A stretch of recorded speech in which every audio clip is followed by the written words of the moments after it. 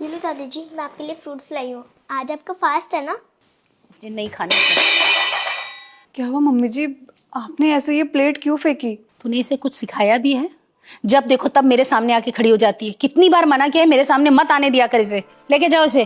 पर मम्मी जी, इसमें इसने गलत क्या किया? आज आपका फास्ट था, इसलिए ही आपके लिए फ्रूट्स लेके आई।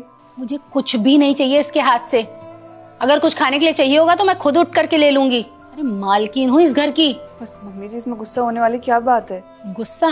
तुझे तो पता है ना, मुझे लड़का चाहिए था, इस घर का वारिस। ये लड़की नहीं। लड़कों से ही घर का वंश चलता है, लड़कियों से नहीं चलता है। पर मम्मी जी, अब अपनी बेटी को ले यहाँ से और जा, और मेरी आंखों के सामने मत आने दिया कर इसे। जी मम्मी जी।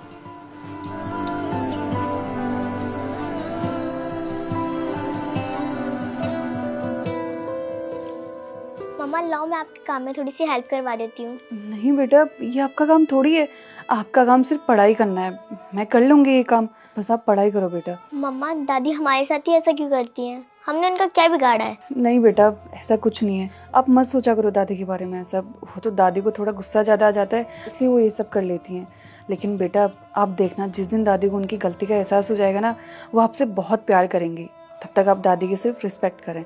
आप जाओ पढ़ाई करो। जी मम्मा।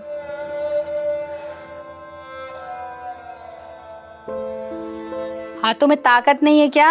अरे जोर से दबाना। अरे अच्छे से दबाना। इतना तो खाती है, जोर लगा। तेरा साइड में भी। हाँ।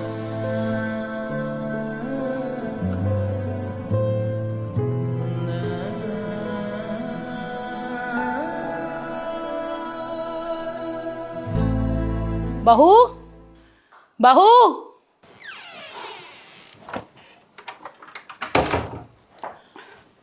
जी मम्मी जी, आपने बुलाया? नवराज चल रहे हैं, कल नवमी है। 9 कन्याओं को खाना खिलाने का इंतजाम कर लेना, बुला भी लेना उनको पड़ोस से। मम्मी जी एक काम करते हैं ना, कन्याओं को क्यों बुलाना है, लड़कों को बुला लेते हैं। लड़कों को? तेरा दिमाग सही है? अरे कन्या देवी का रूप होती है, पता नहीं कहाँ रहता है दिमाग इसका।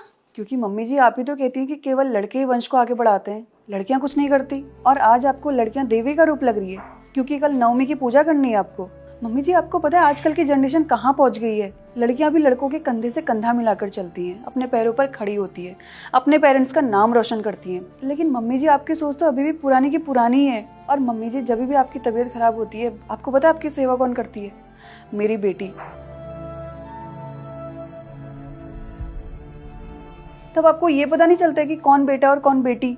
और मम्मी जी आप मेरी बच्ची को हमेशा बुरा भला कहती थी, लेकिन मेरी बेटी ने कभी आपको पलट के जवाब नहीं दिया क्योंकि इसने हमेशा आपको दादी के समान माना है। और मम्मी जी आपने तो इसको कभी अपना पोती ही नहीं माना, ना इसको कभी पढ़ने के लिए बोला।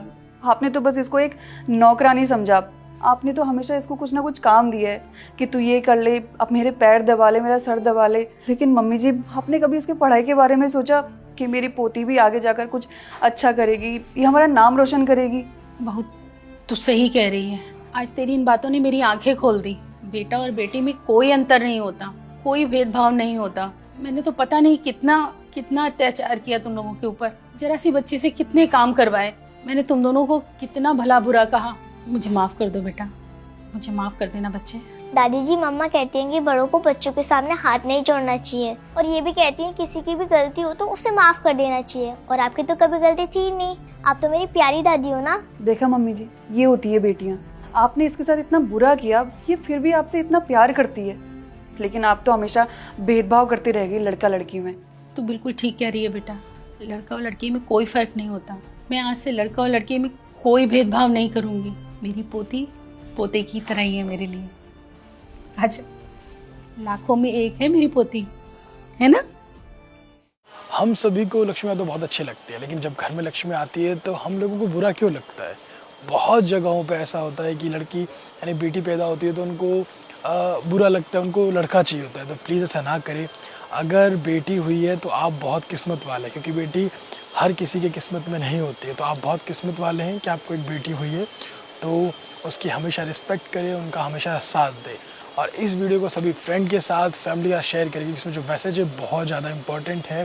तो जल्दी से इस वीडियो को सभी का शेयर कीजिए और हमारे यूट्यूब चैनल को सब्सक्राइब कीजिए, हमारे फेसबुक को फॉलो कीजिए। और अगर आप लोग चाहते हैं कि आपकी स्टोरी हमारी वीडियोज़ में आए तो आप लोग अपनी स्टोरी मुझे इंस्टाग्राम में भेज सकते हैं अच्छे से मॉरल के साथ।